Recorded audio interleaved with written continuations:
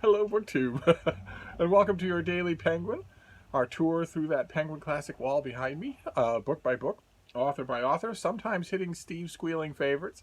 That has happened a few times recently, and that's been great fun. It's not actually true today. Today we're dealing with Lucky Jim by Kingsley Amis. This is Amis's debut novel, came out in 1954. It's the first in what has become an absolute blight of a subgenre in fiction called the campus or academia novels. This one is not a blight. It's a fairly controlled comic novel, unlike the 20 or so novels that Kingsley Amis managed to churn out after this. This one feels, I think, shot through with genius. It's the story of the main character, Lucky Jim Dixon, who has a job at a university that's fairly cushy. The future looks bright. The future looks at least untroubled, but in the course of a very short amount of time, which is usually a key for comic success in a novel, the main character encounters one problem after another, most of them of his own making, and they are described with just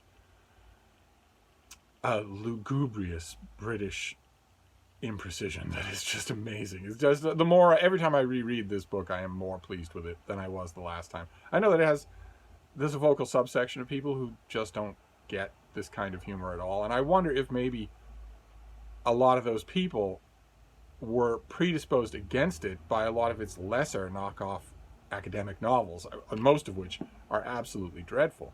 Now, the introduction here is by David Lodge, who managed to write a few good ones, but even so, he is more of an exception than the rule, and maybe that's what's happening here. I find it hard to believe that someone approaching Lucky Jim completely fresh, maybe not having read any academic novels, wouldn't be charmed by it. Certainly wouldn't laugh out loud. There are a couple of scenes, one in particular, just a comic set piece that is so excruciating that it's hilarious. And everybody in the book is skewered, with maybe one exception. Every character in the book is skewered from start to finish, which is another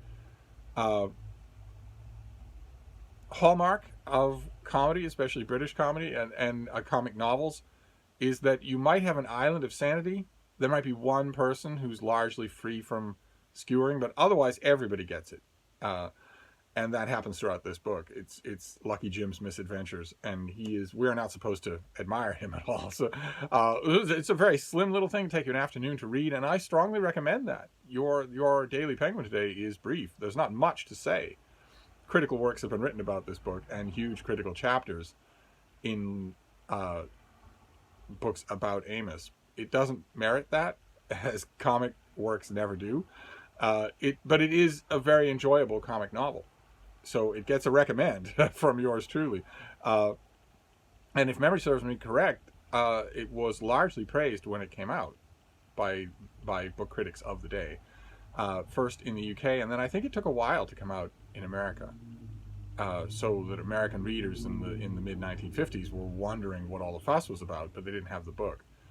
But one way or another, apart from what critics might have made of it, I bet you will like it. It is a fun afternoon romp of a book, a big brain behind it.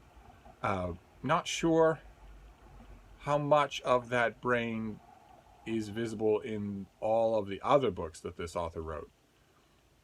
I'm not 100% sure of that. There's a terrible tendency in early comic novels by writers, early comic plays by playwrights. There's a terrible tendency for the author to, almost exclusively through an excess of alcohol, mutate into the thing that they were skewering in their first comic work. There's a terrible tendency for that to happen, and I believe it largely did happen with Kingsley Amis. Certainly, by the time he was in the last 20 years of his life, with 20 novels behind him, and innumerable TV appearances, and who knows how many hammered out book reviews, certainly in those last years, he himself was easily lampoonable, and I don't think he saw it. And I think that something of that starts to creep and scrape in almost all of the later novels of his that I've read. Maybe that's a fault on my part. Maybe I'm reading that in because by then I had grown tired of him as a public persona. I'd grown tired of his antics, and his worsening lack of self-control.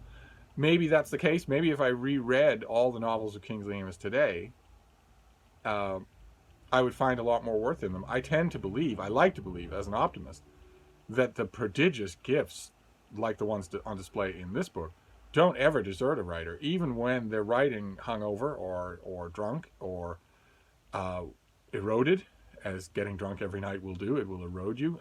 Even if you do that kind of damage, I still like to believe that those gifts don't entirely desert you. So it'd kind of be interesting to me. I don't even remember what Kingsley Amis's last published novel was in his life. I don't think it was published too long before he died. I wonder what it would be like to read that and this side by side. Maybe I'll have to do that in 2021. But in the meantime, here in 2020, Your Penguin is a recommend. It's a very quick thing. It'll take you no time at all, and it's very enjoyable. So we're going to wrap your Daily Penguin up for today. It's not a Steve Squealer, of course. It's a worthy book. I'm glad to have it. I don't have it in any other format, so I'm glad to have it in the Penguin Library. It's not something that I'm going to threaten at the end of the video and say I could have gone on for 2 hours. I don't think there's 2 hours worth to say about Lucky Jim. It's a very good novel, a very good comic novel. So I'm going to wrap this up for now, but we will return tomorrow. Noise permitting. Thank you, BookTube.